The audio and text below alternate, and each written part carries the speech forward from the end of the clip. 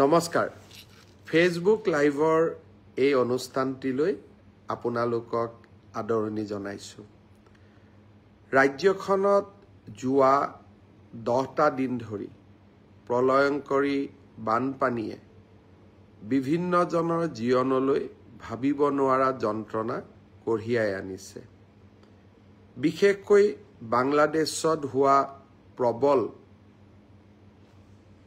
মেঘৰ ফলত অসম আৰু সমগ্ৰ উত্তৰ পূৰ্বাঞ্চলতে ভীষণ বৰষুণ হয় আৰু বৰষুণৰ ফলত লাহে লাহে পানী বাঢ়িবলৈ আৰম্ভ কৰে আৰু কেইবাটাও অঞ্চল জলত নিমগ্ন হৈ পৰে ৰাজ্য চৰকাৰে যাক য'ত যেনেকে পাৰে সহায় কৰিবৰ বাবে চেষ্টা কৰিছে আৰু যোৱা কেইটামান দিনত ময়ো দুৰ্গত আৰু বানপানীত কষ্ট খাই ৰিলিফ কেম্পত থকা লোকসকলক সাক্ষাৎ কৰিবলৈ চেষ্টা কৰিছো লখিমপুৰতে হওক বা কাছাৰ জিলাতে হওক বান বিধ্বস্ত ৰাইজক মই সাক্ষাৎ কৰিছো আৰু যাক যেনেকে পাৰো সহায় কৰাৰ বাবে এক বিনম্ৰ প্ৰচেষ্টাও চলাইছো আজি ৰাতিপুৱা মই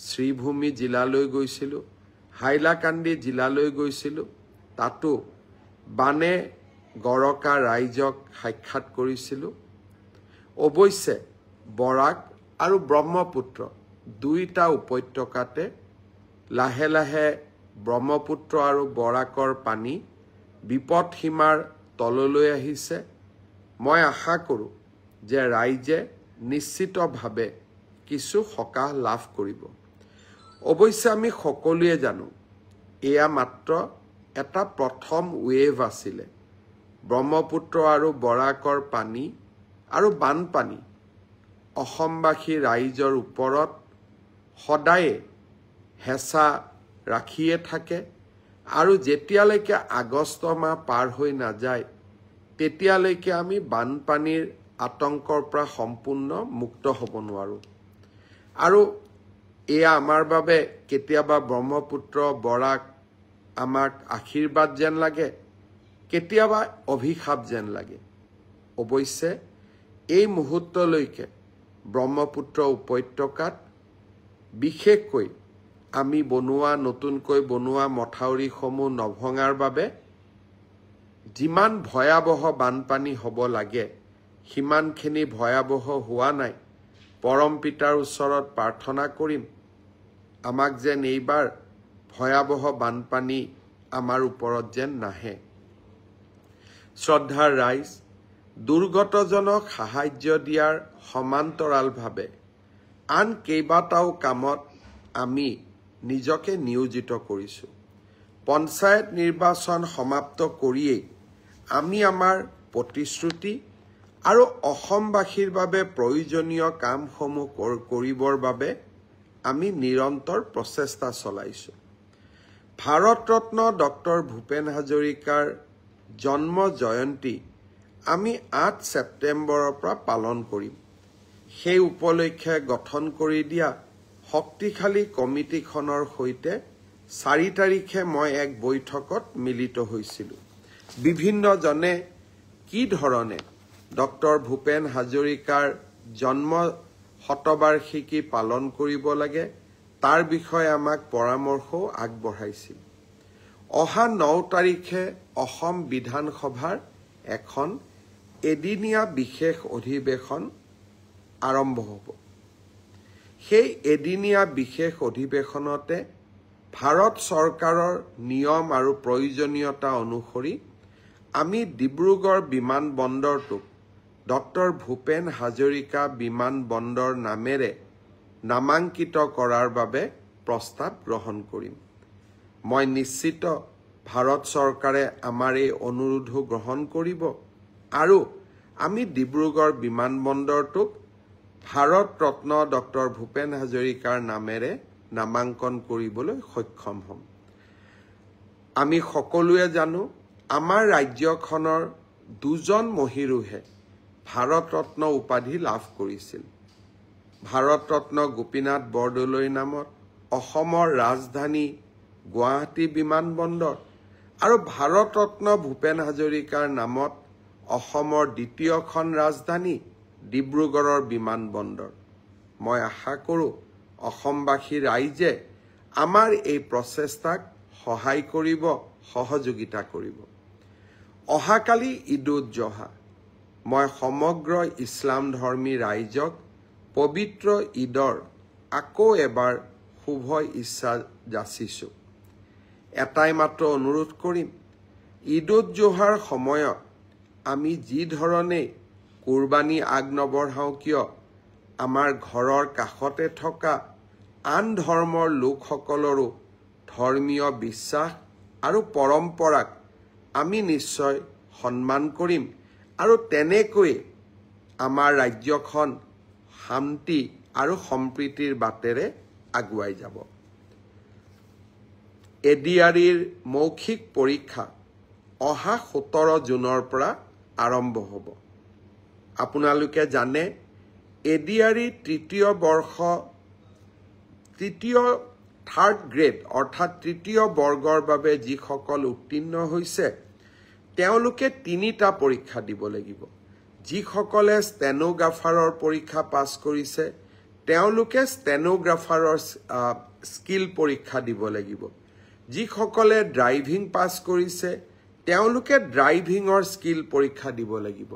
আৰু যিসকলে সাধাৰণ তৃতীয় বৰ্গত পাছ কৰিছে তেওঁলোকে কম্পিউটাৰৰ স্কিল পৰীক্ষা দিব লাগিব। আনহাতে চতুৰ্থ বৰ্গত যিসকলে পাছ কৰিছে তেওঁলোকে অৰেল আৰু স্কিল টেষ্ট দুইটাকে একত্ৰিত কৰি এটা মৌখিক পৰীক্ষাত তেওঁলোকে বহিবৰ প্ৰয়োজনীয়তা আছে আৰু আপোনালোকে সেই পৰীক্ষাত বহিব লাগিব। মই আশা কৰোঁ আমি জুলাই মাহৰ 15 তাৰিখৰ আগতে এই মৌখিক পৰীক্ষা বা স্কিল পৰীক্ষাৰ গোটেই পৰ্যায়টো শেষ কৰিম আৰু মই আগতেই কৈ অহাৰ দৰে 10 অক্টোবৰৰ দিনাখন আমি আপোনালোকৰ হাতত যোগ্যজনৰ হাতত নিয়োগ পত্ৰ তুলি দিবলৈ প্ৰচেষ্টা কৰিম। 10 অক্টোবৰৰ দিনটোতে আমি post graduate teacher, graduate teacher, LP, ME শিক্ষক আৰু স্বাস্থ্য বিভাগৰ বিভিন্ন পৰীক্ষাত উত্তীৰ্ণ হোৱা আৰু এডিআৰিৰ পৰীক্ষাত উত্তীৰ্ণ হোৱা এই আটাইসকলকে একেলগে খানাপাৰা ফিল্ডলৈ মাতি আনি আমি নিযুক্তি পত্ৰ আগবঢ়াম। মোক কোনোবাই সুধি থাকে পুলিচৰ ৰিজাল্ট কেতিয়া দিব। সকলো ৰিজাল্ট আমি এনেকে দিম যাতে আপোনালোকৰ হাতত আমি 10 অক্টোবৰৰ দিনাখন আমাৰ নিযুক্তি পত্ৰ আমি হাতত তুলি দিব পাৰোঁ। বহুতে মোক সুধিছে যে এডিআৰিৰ নতুন এডভাৰটাইজ কেতিয়া হ'ব, পুলিচৰ নতুন এডভাৰটাইজ কেতিয়া হ'ব। মই আশা কৰোঁ অক্টোবৰ মাহত নিযুক্তি পত্ৰ দিয়াৰ পিছতেই আমি নৱেম্বৰ মাহত নিশ্চয় আকৌ চৰকাৰী চাকৰিৰ বিজ্ঞাপন দিবলৈ সক্ষম হ'ম। শ্ৰদ্ধাৰ ৰাইজ, অহাকালি দিনটো এটা গুৰুত্বপূৰ্ণ দিন। চৰকাৰী বিভাগসমূহত স্বচ্ছতা ঘূৰাই অনাৰ ক্ষেত্ৰত, দুৰ্নীতিৰ সৈতে যুঁজাৰ ক্ষেত্ৰত আৰু চৰকাৰী কৰ্মচাৰীসকলক সকাহ দিয়াৰ ক্ষেত্ৰত শদিয়াৰ পৰা ধুবুৰীলৈ আমি সকলোতে চৰকাৰী চাকৰিত যোগদান কৰিব লাগে। পিছত ট্ৰেন্সফাৰৰ কাৰণে আমি বিভিন্ন ধৰণে প্ৰচেষ্টা চলাওঁ আৰু সেই প্ৰচেষ্টা চলাওঁতে বহুজনে ঘোষ আদিও দিব লাগে বুলি, উপঢৌকন আদি দিব লাগে বুলিও আমি বিভিন্ন সময়ত শুনা পাওঁ। ভাৰতৰ ভিতৰতে এইবাৰ মই এটা নতুন ব্যৱস্থা লৈছিলোঁ। শিক্ষামন্ত্ৰী থাকোঁতে শিক্ষা বিভাগত আৰু এইবাৰ আমাৰ চৰকাৰী বিভাগত তৃতীয়, চতুৰ্থ, পুলিচ সকলোৰে বাবে যে আমি মিউচুৱেলি ট্ৰান্সফাৰ নকৰোঁ কিয়। বহুজনে আবেদন কৰিছিলে কিন্তু আমি প্ৰায় 9,000 জনক এই মিউচুৱেল ট্ৰান্সফাৰৰ কাৰণে বিভিন্ন পৰীক্ষাৰ পিছত যোগ্য বুলি বিবেচিত কৰিলোঁ। অহাকালি সন্ধিয়া নহয় বিয়লি 4 বজাৰ পৰা 4:30 বজাৰ ভিতৰত আমি আনুষ্ঠানিকভাৱে মিউচুৱেল ট্ৰান্সফাৰৰ অৰ্ডাৰসমূহ আমি মুকলি কৰিম। 9,000 জন চৰকাৰী কৰ্মচাৰীয়ে একেলগে একে সময়তে নিজে বিচৰা স্থানত ট্ৰান্সফাৰ অৰ্ডাৰ লাভ কৰিব। আজি মই শ্ৰীভূমিত যাওঁতে কেইজনমান ডেকা ল'ৰা ছোৱালীয়ে মোক সুধিছিলে যে আমি মিউচুৱেল কৰিব পৰা মানুহ বিচাৰি পোৱা নাই। মই আপোনালোকক প্ৰতিশ্ৰুতি দিছোঁ, এডিআৰিত যেতিয়া আমি 10 তাৰিখে নতুনকৈ নিযুক্তি দিম, তেতিয়া মিউচুৱেল ট্ৰান্সফাৰ কৰিব পৰা বা আমি যেতিয়া পুলিচত নতুনকৈ নিযুক্তি দিম 10 অক্টোবৰত, মিউচুৱেল কৰিব পৰা কিছু আৰু স্কোপ আমাৰ সন্মুখত ওলাই আহিব। লগে লগে নৱেম্বৰ মাহত আমি আৰু এবাৰ মিউচুৱেলৰ পৰ্টেলটো মুকলি কৰি দিম, যাতে আপোনালোকে চৰকাৰৰ নিৰন্তৰ স্বচ্ছতা আৰু চৰকাৰৰ ইতিবাচক পদক্ষেপসমূহত ভাগ ল'ব পাৰে। এই 9,000 ট্ৰান্সফাৰ অৰ্ডাৰ যাক আমি অহাকালি দিব গৈ আছোঁ, মানুহে কয় এটা ট্ৰান্সফাৰ অৰ্ডাৰ ওলাওঁতে 50,000ৰ পৰা 1 লাখ টকা খৰচ হয়।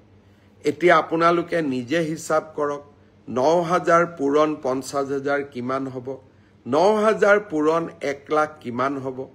আজি আমি এটা টকাও দিব নালাগে, আপোনালোক য'ত আছে তাতেই আপোনালোকৰ ট্ৰান্সফাৰ অৰ্ডাৰটো আমাৰ পৰ্টেলৰ পৰা ডাউনলোড কৰি নতুন জাগাত যোগদান কৰিব পাৰে। এয়াই হৈছে নৰেন্দ্ৰ মোদী ডাঙৰীয়াৰ সংকল্প, এয়াই হৈছে আমাৰ সংকল্প যে লাহে লাহে আমি প্ৰণালীবদ্ধভাৱে ছিষ্টেম ইম্প্ৰুভমেণ্টৰ জৰিয়তে আমি দুৰ্নীতিবোৰ নোহোৱা কৰিম। শিক্ষক নিযুক্তিত দুৰ্নীতি নোহোৱা হ'ল, পুলিচৰ নিযুক্তিত দুৰ্নীতি নোহোৱা হ'ল, তৃতীয় চতুৰ্থ বৰ্গত দুৰ্নীতি নোহোৱা হ'ল। এতিয়া আনকি ট্ৰান্সফাৰ অৰ্ডাৰৰ ক্ষেত্ৰতো আমি দুৰ্নীতিসমূহ নোহোৱা কৰিম। অহাকালি দিনটো সেয়েহে এটা আমাৰ বাবে অত্যন্ত উল্লেখযোগ্য দিন। শ্ৰদ্ধাৰ যুৱক যুৱতী বন্ধু বান্ধৱীসকল, অহাকালি আমি আৰু এটা সৰু আঁচনি আৰম্ভ কৰিম। আঁচনিটো সৰু, কিন্তু এনে আঁচনিবিলাকে মানুহক, বিশেষকৈ যুৱক যুৱতীসকলক জীৱন যুদ্ধত জয় হ'বলৈ প্ৰেৰণা যোগায়। আপোনালোকে জানে যে পোষ্ট গ্ৰেজুৱেট পাছ কৰাৰ পিছত বহুত ল'ৰা ছোৱালীয়ে বিভিন্ন বিশ্ববিদ্যালয়ত গৱেষণা কৰে, আৰু গৱেষণা কৰাটো এটা যথেষ্ট অৰ্থৰ প্ৰয়োজন হয়, আৰু তাৰ বাবে বহুজনে কষ্টও পায়। অহাকালি আমি এখন নতুন আঁচনি আৰম্ভ কৰিম, মুখ্যমন্ত্ৰীৰ জীৱন অনুপ্ৰেৰণা। এই আঁচনিখনৰ জৰিয়তে ৰিচাৰ্চ স্কলাৰসকলক, যিমানে আমাৰ গভৰ্ণমেণ্ট ইউনিভাৰ্চিটি বা সামাজিক বিশ্ববিদ্যালয়সমূহত ৰিচাৰ্চ কৰি আছে, তেওঁলোকক আমি 25,000 টকাৰ এটা এককালীন সাহায্য আগবঢ়াম। আৰু কোনোবা যদি দিব্যাংগজনে গৱেষণাত জড়িত হৈ আছে, তেওঁলোকক আমি 40,000 টকা এককালীনভাৱে আগবঢ়াম। অহাকালি আমি পৰ্টেলটো মুকলি কৰি দিম। বিভিন্ন বিশ্ববিদ্যালয়ত ৰিচাৰ্চ কৰি থকা সকলো যুৱক যুৱতীক যোগ্যতা অনুসাৰে এই পৰ্টেলত আবেদন কৰিবলৈ আহ্বান জনাম। শ্ৰদ্ধাৰ ছাত্ৰ ছাত্ৰী বন্ধু বান্ধৱীসকল, এইবাৰ নামভৰ্তিৰো চলি আছে কলেজবিলাকত। মই কেইদিনমান আগতে অসমৰ কলেজৰ অধ্যক্ষসমূহৰ লগত এখন ভিডিঅ' কনফাৰেন্স কৰিছিলোঁ। প্ৰতি বছৰে মই অভিযোগ পাওঁ যে আমি কোৱাৰ পিছতো নামভৰ্তিৰ সময়ত কোনোবা মহাবিদ্যালয়ে ছাত্ৰ ছাত্ৰীসকলৰ পৰা ফিজ ল'বলৈ চেষ্টা কৰে। এইবাৰ সেয়েহে মই নিজে অসমৰ কলেজসমূহৰ অধ্যক্ষসকলক ভিডিঅ' কনফাৰেন্সৰ যোগে লগ পাইছিলোঁ, আৰু তেওঁলোকক মই কৈছিলোঁ যে এইবাৰ নামভৰ্তিৰ ক্ষেত্ৰত আপোনালোকে যেন কোনেও ছাত্ৰ ছাত্ৰীসকলৰ পৰা টকা পইচা নলয় কাৰ পৰা নলব যাৰ হাতত এখন ৰেচন কাৰ্ড আছে যদি ৰেচন কাৰ্ডখন আছে আমাক আয়ৰ আৰু কোনো বেলেগ প্ৰমাণপত্ৰ নালাগে মই অধ্যক্ষসকলক বুজাই দিছিলোঁ কিন্তু কোনোবা দুখীয়া মানুহ ৰেচন কাৰ্ডখন নাই তেওঁৰ ক্ষেত্ৰত নিশ্চয় আয়ৰ প্ৰমাণপত্ৰৰ প্ৰয়োজন হ'ব মোক আজি ৰাতিপুৱা ডিৰেক্টৰে জনাইছে যে এতিয়ালৈকে ৭০,০০০ এডমিশন সম্পূৰ্ণ হৈছে আৰু অহা কেইদিনমানৰ ভিতৰতে এই এডমিশনৰ প্ৰক্ৰিয়া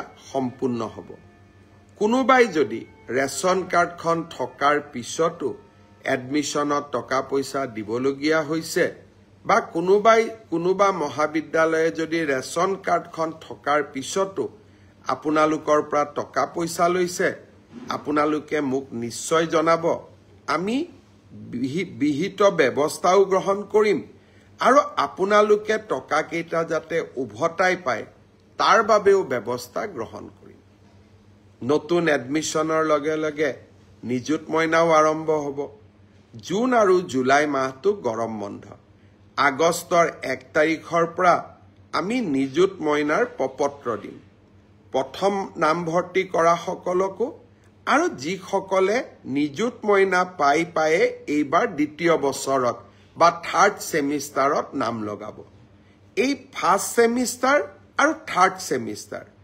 দুইটাতে নাম লগোৱা ছাত্ৰ ছাত্ৰীসকলে নিযুত মইনা আঁচনিৰ বাবে যোগ্য আৰু আপোনালোকে এই নিযুত মইনা আঁচনি লাভ কৰিব এতিয়া মই এটা সৰু কথাৰে সামৰণি মাৰিম আপোনালোকে জানে যে মধ্যাহ্ন আহাৰ যোগান ব্যৱস্থাত আমি পৰিৱৰ্তন অনাৰ প্ৰয়াস কৰি আছিলোঁ কামৰূপ বিশেষকৈ গুৱাহাটী কামৰূপ আৰু কামৰূপ মেট্ৰ' আৰু যোৰহাট জিলাত আমি অক্ষয় পাত্ৰ ফাউণ্ডেশ্যনৰ সৈতে লগ লাগি চেণ্ট্ৰেলাইজ কিটচেনৰ জৰিয়তে মধ্যাহ্ন আহাৰ যোগান ধৰাৰ বাবে আমি এখন আঁচনি ৰূপায়ণ কৰি আহিছিলোঁ অহাকালি মই নলবাৰীত যাম নলবাৰীতো আমি চেণ্ট্ৰেলাইজ কিটচেন এটা বনোৱাৰ কাম আৰম্ভ কৰিম যাতে নলবাৰীতো এই আঁচনিখন আমি সম্প্ৰসাৰণ কৰিব পাৰোঁ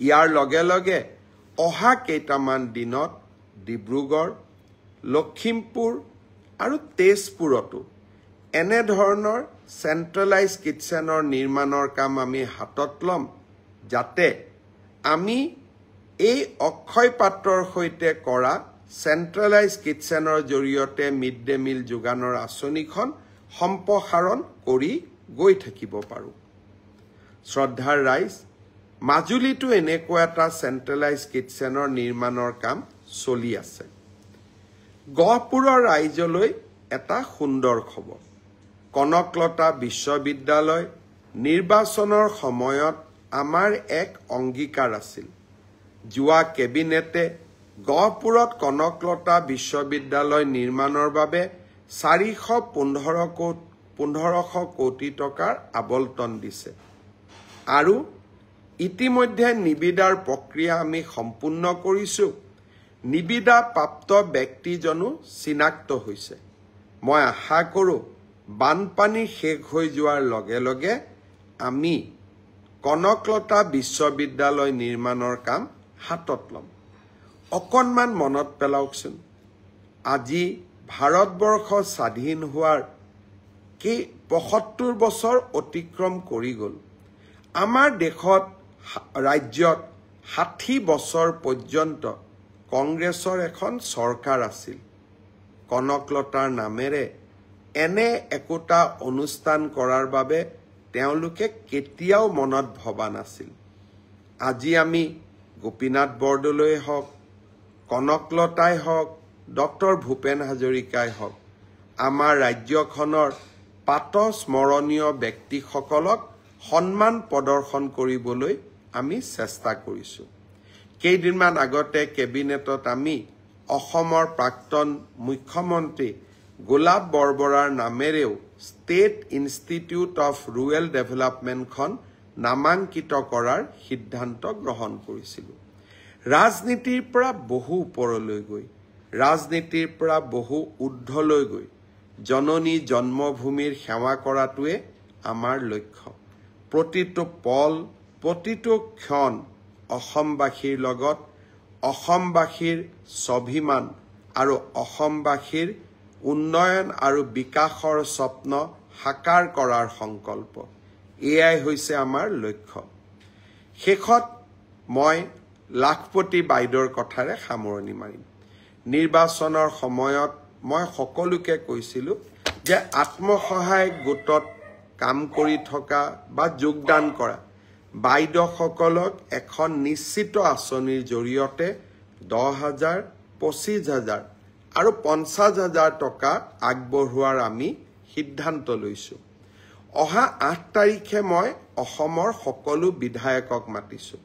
সকলোৰে লগত আলোচনা কৰি কোন মাহত কোন সমষ্টিত আমি এই প্ৰথম কিস্তিৰ 10,000 টকা আগবঢ়াম তাৰ তালিকা এখন প্ৰস্তুত কৰিম। কাৰণ একে মাহতে মই বহুত জাগাত যাবও নোৱাৰোঁ, গতিকে আমি 3 মাহমানক সামৰি 126টা সমষ্টিত যাব লাগিব।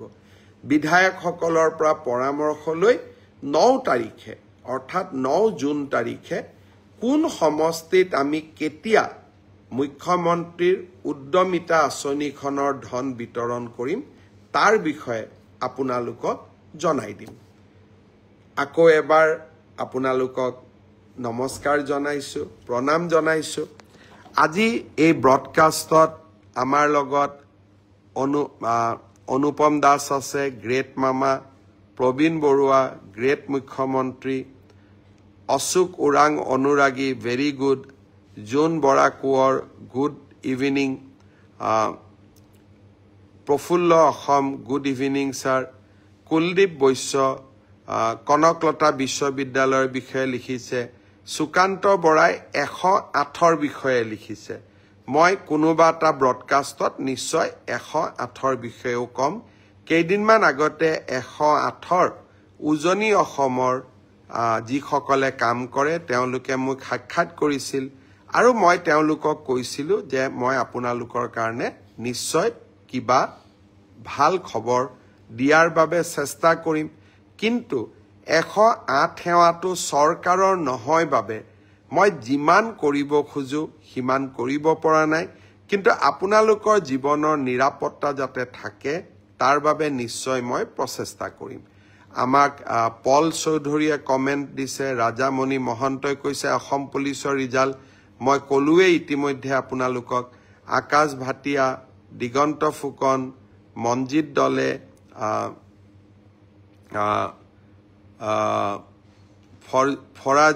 ফজাইল আহমেদ, ৰাজকুমাৰ চাহা সকলোৱে আজি কমেণ্ট কৰিছে। কমেণ্টবিলাক ময়ো পঢ়োঁ আৰু আমাৰ অফিচতো সকলোৱে লগ লাগি একেলগে কমেণ্টবিলাক পঢ়ে আৰু এই কমেণ্টবিলাক চাইও যদি কিবা কৰিবলগীয়া থাকে আমি কৰিবৰ বাবে যত্ন কৰোঁ। আকৌ লগ পাম আপোনালোকক। পুনৰ এবাৰ সকলোকে শুভেচ্ছা জনালোঁ। এটা কথা আকৌ এবাৰ মনত পেলাম, পেহেলগামত যিসকল লোকে সন্ত্ৰাসবাদীৰ হাতত মৃত্যুবৰণ কৰিছিলে আপোনালোকে জানি ভাল পাব, প্ৰত্যেকজনৰ ঘৰলৈ অসম চৰকাৰৰ একোজন মন্ত্ৰী গৈ আপোনালোকে আগবঢ়োৱা কিঞ্চিত সহায় বা কিঞ্চিত শ্ৰদ্ধাঞ্জলি আমি তেওঁলোকৰ ঘৰত গৈ দি থৈ আহিবলৈ সক্ষম হ'লোঁ। অসমে এখন ৰাজ্য এতিয়ালৈকে যি নেকি প্ৰতিজন পেহেলগামত নিহত হোৱা প্ৰতিগৰাকী ব্যক্তিৰ ঘৰলৈ গৈছে আৰু অসমবাসী ৰাইজৰ শোক আৰু সন্ত্ৰাসবাদৰ বিৰুদ্ধে সংকল্প এই দুইটাকে বিনম্ৰতাৰে সৈতে জনাই আহিছে। এই খবৰখিনিও মই আপোনালোকক দিলোঁ। বহুত বহুত ধন্যবাদ। জয় হিন্দ, বন্দে মাতৰম।